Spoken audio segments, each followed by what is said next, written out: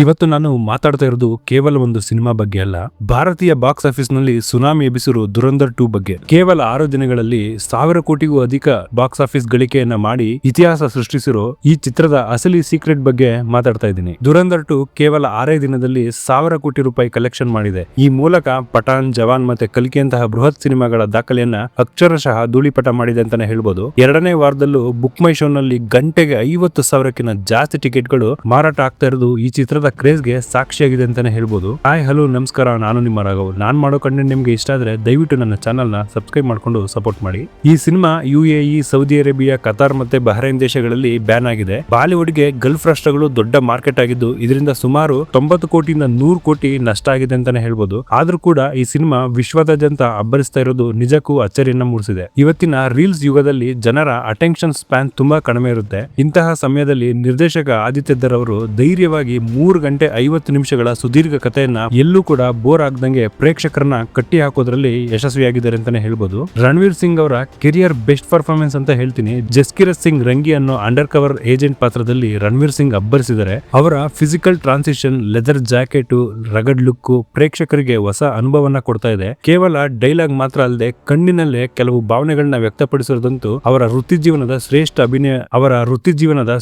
ಅಭಿನಯ ಅಂತಾನೆ ಕರಿಬಹುದು. ಯಾವುದೇ ಸಿನಿಮಾದಲ್ಲಿ ವಿಲನ್ ಸ್ಟ್ರಾಂಗ್ ಆಗಿದ್ದಷ್ಟು ಹೀರೋ ಎಲಿವೇಶನ್ ತುಂಬಾ ಚೆನ್ನಾಗಿರುತ್ತೆ. ಇಲ್ಲಿ ಸಂಜಯ್ ದತ್ ಮತ್ತೆ ಅರ್ಜುನ್ ರಾಂಪಾಲ್ ಅವರ ಪಾತ್ರಗಳು ಸಿನಿಮಾಗೆ ಒಳ್ಳೆ ತೂಕನೆ ತಂದುಕೊಟ್ಟಿದ್ದಾವೆ. ಕೇವಲ ಹೊಡೆದಾಟ ಮಾತ್ರ ಅಲ್ಲದೆ ಸೈಕಾಲಜಿಕಲ್ ವಾರ್ಫೇರ್ ಮತ್ತೆ ಸ್ಟ್ರಾಟಜಿಕ್ ಮೈಂಡ್ ಗೇಮ್ಸ್ ಈ ಚಿತ್ರದ ಹೈಲೈಟ್ ಅಂತಾನೆ ಹೇಳ್ಬೋದು. ಸಿನಿಮಾದಲ್ಲಿ ಆರ್ ಮಾಧವನ್ ಅವರ ಎಂಟ್ರಿ ಕಥೆಯ ದಿಕ್ಕನ್ನೇ ಬದಲಾಯಿಸುತ್ತೆ. ಅಜಿತ್ ದೋವಲ್ ಅವರ ಪ್ರೇರಣೆಯ ಅಜಯ್ ಸನ್ಯಾಲ್ ಪಾತ್ರದಲ್ಲಿ ಅವರು ಅದ್ಭುತವಾಗಿ ನಟನೆ ಮಾಡಿದ್ದಾರೆ ಅಂತ ಹೇಳ್ಬೋದು. ಇಡೀ ಸಿನಿಮಾದ ಸ್ಟ್ರಾಟಜಿ ಮತ್ತೆ ಇಂಟೆಲಿಜೆನ್ಸ್ ವಿಭಾಗವನ್ನ ಅವರು ತಮ್ಮ ಅಭಿನಯದ ಮೂಲಕ ಎತ್ತಿ ಹಿಡಿದಿದ್ದಾರೆ. ನಿರ್ದೇಶಕರು ಈ ಸಿನಿಮಾದಲ್ಲಿ ಹಳೆಯ ವಿಂಟೇಜ್ ಹಾಡುಗಳನ್ನ ಬಳಸ್ಕೊಂಡಿದ್ದಾರೆ. ಆಕ್ಷನ್ ಸೀನ್ಸ್ ನಡಿಬೇಕಾದ್ರೆ ಹಿನ್ನೆಲೆಯಲ್ಲಿ ಬರೋ ರೆಟ್ರೋ ಸಾಂಗ್ಸ್ ಪ್ರೇಕ್ಷಕರಿಗೆ ವಿಭಿನ್ನ ಅನುಭವನೆ ಕೊಡ್ತವೆ ಅಂತ ಹೇಳ್ಬೋದು. ಇದು ಹಳೆಯ ತಲೆಮಾರಿಗೆ ನೆನಪುಗಳನ್ನ ತಂದ್ರೆ ಹೊಸ ಯೂತ್ಗೆ ಹೊಸ ಕಿಕ್ ನ ಕೊಡ್ತಾ ಇದೆ. ಸಿನಿಮಾದಲ್ಲಿ ರಣವೀರ್ ಸಿಂಗ್ ಬಲೂಚಿಸ್ತಾನದಲ್ಲಿ ಶೇರೆ ಬಲೂಚ್ ಆಗಿ ಎಂಟ್ರಿ ಕೊಡೋ ಸನ್ನಿವೇಶ ಅದ್ಭುತವಾಗಿದೆ ಅಂತ ಹೇಳ್ಬೋದು. ಈ ವೇಳೆ ಬಳಸಲಾದ ಖಾಲಿದ್ ಅವರ ಹಳೆಯ ಸೂಪರ್ ಹಿಟ್ ಹಾಡು ದಿ ಸಾಂಗ್ ಈ ಸೀನ್ ಗೆ ಬೇರೆ ಲೆವೆಲ್ ನ ಕಿಕ್ ಕೊಡುತ್ತೆ ಅಂತಾನೆ ಹೇಳ್ಬೋದು. ಇದು ಪಾರ್ಟ್ 1 ರ ಅಕ್ಷಯ್ ಖನ್ನಾ ಅವರ ಎಂಟ್ರಿ ಸೀನ್ ನ ನೆನಪು ಮಾಡುತ್ತೆ.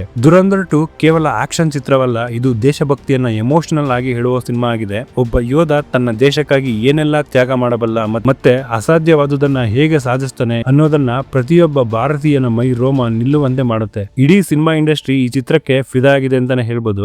SS ರಾಜಮೌಳಿ ಅವರು ಕೂಡ ಆದಿತ್ಯ ಅವರ ಕ್ರಾಫ್ಟ್ ಗೆ ತಲೆನೇ ಬಗ್ಸಿದ್ದಾರೆ ಅಂತ ಹೇಳ್ಬೋದು. ನಮ್ಮ ಹ್ಯಾಟ್ರಿಕ್ ಹೀರೋ ಶಿವರಾಜ್ ಕುಮಾರ್ ಅವರು ಕೂಡ ಅಬ್ಸಲ್ಯೂಟ್ಲಿ ಫ್ಯಾಂಟಾಸ್ಟಿಕ್ ಅಂತ ಹೇಳಿ ಹೋಗ್ಲಿ ಸೆಲ್ಯೂಟ್ ಮಾಡಿದ್ದಾರೆ. ದುರಂಧರ್ 2 ಸೆಕೆಂಡ್ ಪಾರ್ಟ್ ಮಾತ್ರ, ಅದರಲ್ಲೂ ಕ್ಲೈಮ್ಯಾಕ್ಸ್ ತುಂಬಾ ಅದ್ಭುತವಾಗಿ ಮೂಡ್ ಬಂದಿದೆ ಅಂತಾನೆ ಹೇಳ್ಬೋದು. ಥಿಯೇಟರ್ ನಿಂದ ಹೊರಗೆ ಬರುವಾಗ ಪ್ರೇಕ್ಷಕರು ಎಮೋಷನಲ್ ಆಗಿ ಎದ್ದು ನಿಂತು ಚಪ್ಪಾಳೆ ಹೊಡಿತಾನೆ ಇರ್ತಾರೆ. ಇದೊಂದು ಸಿನಿಮಾ ಮಾತ್ರ ಅಲ್ಲ, ಒಂದು ಅದ್ಭುತ ಎಕ್ಸ್ಪೆರಿಮೆಂಟ್ ಆಗಿ ಜನರ ಮನಸ್ಸಿನಲ್ಲಿ ಉಳಿಯುತ್ತೆ ಅಂತಾನೆ ಹೇಳ್ತೀನಿ. ನಿರ್ದೇಶಕ ಆದಿತ್ಯ ಅವರು ಕೇವಲ ಪಾರ್ಟ್ 1 ರ ಯಶಸ್ಸಿನ ಮೇಲೆ ಅವಲಂಬಿತ ಆಗದೆ ಕಥೆಯನ್ನ ಹೊಸ ಆಯಾಮದಲ್ಲಿ ಕಟ್ಕೊಟ್ಟಿದ್ದಾರೆ. ಫ್ರೆಶ್ ಆದ ಸ್ಕ್ರೀನ್ ಪ್ಲೇ ಮೂಲಕ 4 ಗಂಟೆಗಳ ಕಾಲ ಕುತೂಹಲ ಕಾಯ್ದುಕೊಂಡಿದ್ದಾರೆ. ಇವರನ್ನ ಕಂಗನಾ ರಣಾವತ್ ಅವರು ಕೂಡ ಸೂಪರ್ ಸ್ಟಾರ್ ಫಿಲ್ಮ್ ಮೇಕರ್ ಅಂತ ಹೇಳಿ ಕರೀತಾ ಇದ್ದಾರೆ. ದುರಂಧರ್ 2 ಸಿನಿಮಾದ ಒಂದು ವಿಶೇಷತೆ ಏನಂದ್ರೆ ನಿಜ ಜೀವನದಲ್ಲಿ ನಡೆದ ಘಟನೆಗಳನ್ನ ಕಾಲ್ಪನಿಕ ಸನ್ನಿವೇಶಗಳೊಂದಿಗೆ ಬೆರೆಸಿರೋದು ಮತ್ತೆ ನೋಡುಗರಿಗೆ ಇದು ನಿಜವಾಗಿಯೂ ನಡೆದಿದ್ಯಾ ಅನ್ನೋಂತ ಭ್ರಮೆಯನ್ನ ಸೃಷ್ಟಿ ಮಾಡುತ್ತೆ. ಇದೇ ಕಾರಣಕ್ಕೆ ಸಿನಿಮಾ ಒಂದು ವಿವಾದಕ್ಕೆ ಈಡಾಗಿದೆ. ಆ ವಿವಾದನೆ ಚಿತ್ರಕ್ಕೆ ದೊಡ್ಡ ಮೈಲೇಜ್ ನ ತಂದುಕೊಟ್ಟಿದೆ ಅಂತಾನೆ ಹೇಳ್ಬೋದು. ಈ ಸಿನಿಮಾ ಬರೀ ಗುಂಡಿನ ಕಾಳಗ ಆಗೋದಿಲ್ಲ, ಇದರಲ್ಲಿ ಬುದ್ಧಿವಂತಿಕೆಯ ಆಟ ಕೂಡ ಇದೆ. ಅಜಿತ್ ದೋವಲ್ ಅವರ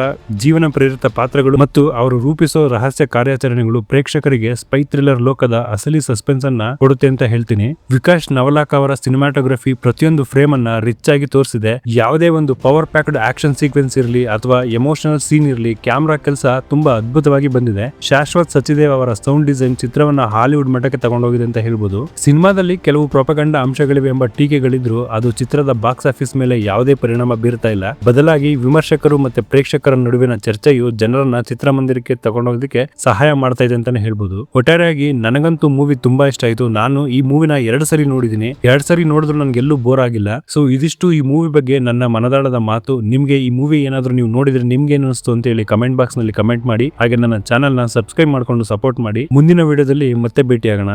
ಬಾಯ್, ಟೇಕ್ ಕೇರ್.